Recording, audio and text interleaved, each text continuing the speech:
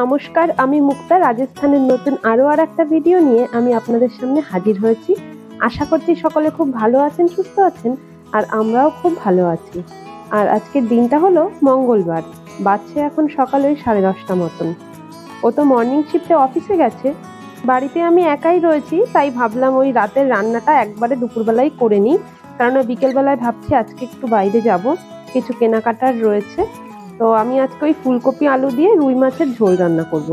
তো রুই মাছ তো আগের দিন আনাই ছিল, তো সেটাকেই নুন হলুদ দিয়ে প্রথমে ভেজে নিচ্ছি। রুই মাছটা না বেশ ভালো, আমি তো দুপুরে একটা খাই, রাত্রে একটা খাই, আর সে তো শুধু রাত্রে এসেই এক পিস খাই, তো তাই ভাবলাম যে তার জন্য আজকে 2 পিস রান্না করে দিই।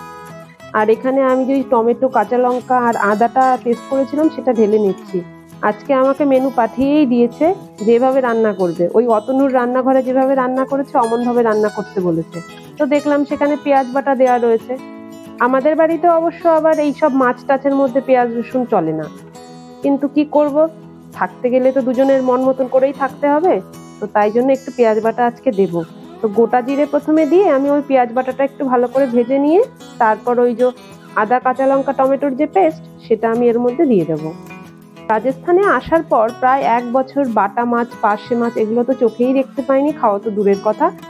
কি বলবো, মনটার মধ্যে আচকাচ করছে কখন যে আমি বাড়িতে যাব আর কখন এই মাছগুলোকে খাবো। বাড়িতে বলেই রেখেছি যে আমি গেলে মাংস কিন্তু খাবো না, শুধুমাত্র মাছের ঝোলই খাবো, মাছের ঝোল আর ভাত।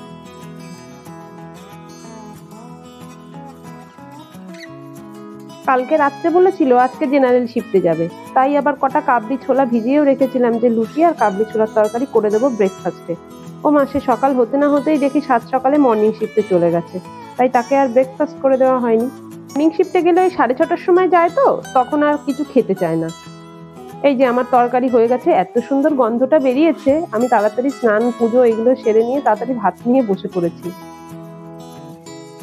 ও অফিস থেকে ফিরে কিছুক্ষণ রেস্ট নিয়েছে, এখন বাজছে ওই বিকেল 5:30 মতন। আমরা এবার যাচ্ছি, একটু মনে ফুচকা খেতে ইচ্ছে করছিল, তো ওকে বললাম, ও বলছে যে আমিও খাবো। তো দুজন মিলে এবার বেরিয়ে পড়েছি। তো প্রথমেই যাব আমরা ফুচকার দোকানে, তারপর সেখান থেকে ডিসিশন হবে কোথায় যাই। তো এই যে আমরা ফুচকার দোকানে এসেছি, আর আমাদের ওখানের মতন কিন্তু ফুচকা এখানে পাওয়া যায় না। এখানে ওই ঘুগনিওয়ালা ফুচকাই পাওয়া যায়, তবে এই যে দোকানটা, এখানেই একমাত্র বিভিন্ন ফ্লেভারের জলের সাথে ফুচকাটা বিক্রি করা হয়।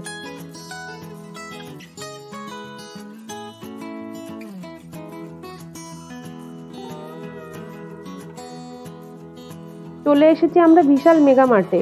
তো এটা বাইরে থেকে দেখে তো অনেকটা বড় মনে হচ্ছে, আমরা যেটাই যাই সেটা বেশ ছোট, মানে কালেকশনও ওদের কম এবং স্টোরটাও ছোট, আর এটা বেশ বড়। ভেতরে ঢুকেই দেখি এদের এখানে তো নবরাত্রি আর দিওয়ালি হয়, তো সেই উপলক্ষ করেই এদের মানানসই সেই পোশাকগুলো, তারপর বিভিন্ন রকম সেল চলছে। তো প্রথমেই আমরা যাচ্ছি মেন সেকশনে, কেননা ওর জন্য প্রথমে নেব, ওর পছন্দ হোক তারপরে দেখবো আমি কি নিই। ভেতরে ঢুকেই এই টি শার্টটা আমার খুব পছন্দ হয়েছিল, তবে বড্ড মোটা। ও বললো যে এখনো তো ভালো করে শীত পড়েনি, বাড়িতে যাব, বাড়িতে গিয়ে তো তাহলে পরতেই পারবো না, আর আমাদের পশ্চিমবঙ্গে যে পরিমাণ গরম পড়ছে। প্রথমে বলছিল অফ হোয়াইট কালারটা পরবে না, তারপরে বললাম একটু ট্রায়াল রুমে যাও, তো দেখি ভালোই লাগছে। ও ওদিকে শপিং করুক, আমি এদিকে জিনিসপত্র একটু দেখতে এসেছি। কাপগুলো দেখতে এত ভালো লাগছিল দূর থেকে, আমি এখানে আর না এসে পারলাম না। বিভিন্ন ধরনের কাপ, আমি অবশ্য কফি চা কিছুই খাই না, তবে এগুলো দেখতে খুব ভালো লাগে আমার। আর এখানে বিভিন্ন ধরনের ওই প্যানগুলো রয়েছে, তো আমি একটু নেড়ে চেড়ে দামগুলো দেখছিলাম, তো দেখলাম না মোটামুটি আমরা যেরকম কিনি সেরকমই দাম রয়েছে, খুব বেশি কম নেই।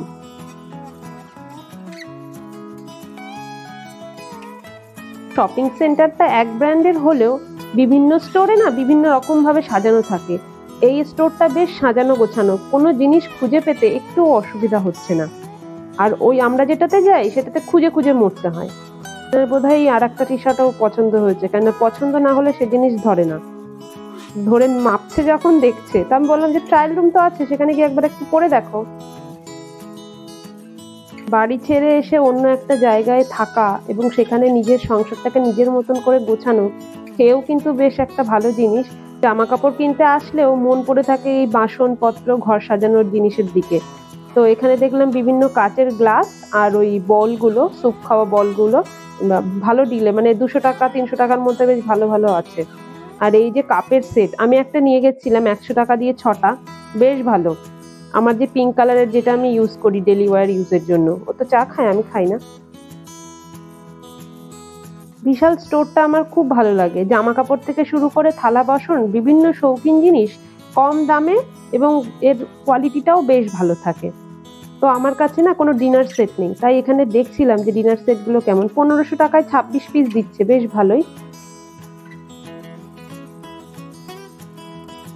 প্লেটগুলো হয় শুধু সাদা হবে নালে কালো হবে, এগুলোই আমার ভালো লাগে। তো সেরকম কিছু পেলাম না, তো দেখা যাক নেক্সট টাইম নেব।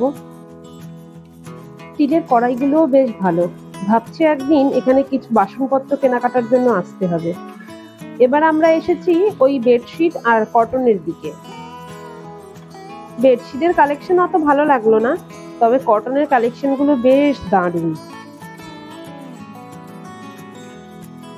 যত জিনিসপত্র দেখবো ততই ভালো লাগবে আর মনটা এখানেই পড়ে থাকবে।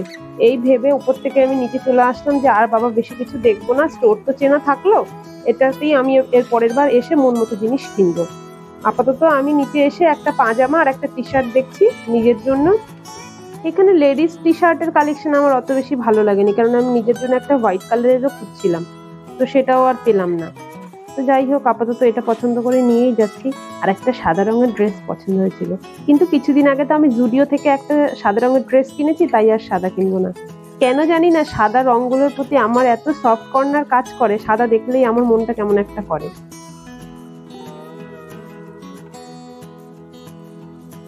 দুজনের যা নেওয়া হয়ে গেছে, ও এবার বিলিং কাউন্টারে গেছে, আর আমি এদিকে ওই শীতের জন্য নানা রকম সোয়েটার গুলো উঠেছে, তো সেগুলোই দেখছিলাম যে দামটাও মোটামুটি ওই 600-700-র মধ্যে, আর কোয়ালিটিটাও বেশ ভালো রয়েছে।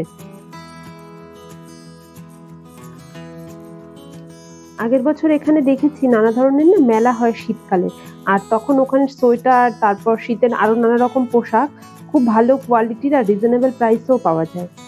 তাই ভাবছি যে এখানে যতই দেখে যাই, শীতকালে তো একবার ওখানে যাবই ওই মেলা ঘুরতে। সময়ের সাথে সাথে দোকানগুলোও কি সুন্দর করে সেজে ওঠে। সামনে যেহেতু নবরাত্রি আর দিওয়ালি, সেই উপলক্ষ করে কত সুন্দর চাকচিক্য ভরা জামা কাপড় এখানে উঠেছে। আর এই জামাটা দূর থেকে দেখে আমার খুব ভালো লেগেছিল, তবে কাছে এসে দেখি কোয়ালিটি অত বেশি ভালো নেই। ও মা, পাশেই দেখি আমি যে নতুন জামাটা কিনে নিয়ে গেছি, সেই সেম কোয়ালিটিরই এখানে লুকানো রয়েছে। তাই ভাবছি যে ওই দোকানে ছিল ফ্রন্টে আর এটার পেছনে, কেউ তো খুঁজেই পাবে না। ফিরোজা রঙের এই কুর্তিটা অসাধারণ লাগছে। আর এর সামনেই রয়েছে এখানে নানা ধরনের ওই ডেইলি ওয়্যার ইউজের জন্য কুর্তি। পিঙ্ক ব্যাগগুলো ফ্রি পাওয়া যায়, তবে ওকে আর সে কথা জানাইনি যে স্ক্যান করলেই ফ্রি পাওয়া যাবে। ও তো আবার টাকা দিয়ে কিনেছে। পরে যখন আমি বলছি যে এটা তো ফ্রি পাওয়া যেত, তখন কি করলো, আবার স্ক্যান করলো, ওদেরকে গিয়ে বলেছে সেই ব্যাগ নিয়ে তবেই ছেড়েছে। কি জেদ রে বাবা। রাত এখন প্রায় ওই 8:30 মতন বাজে। এবার বাড়ি ফিরি। বাড়িতে গিয়ে আবার রাতের ডিনার করে নিয়ে তাড়াতাড়ি শুয়ে পড়তে হবে, কালকে তো ওর আবার অফিস আছে। তাহলে চলুন আজকের ভিডিওটা আমি এখানেই শেষ করছি। দেখা হবে খুব শিগগিরই নতুন আরো আর একটা ভিডিও নিয়ে। ততক্ষণের জন্য সবাই খুব ভালো থাকবেন, সুস্থ থাকবেন। আর আমার ভিডিওটা ভালো লাগলে শেয়ার, কমেন্ট এবং সাবস্ক্রাইব করতে ভুলবেন না, তাহলে যখনই আমি নতুন ভিডিও দেব নোটিফিকেশন সবার আগে পৌঁছে যাবে। তাহলে চলুন, টাটা।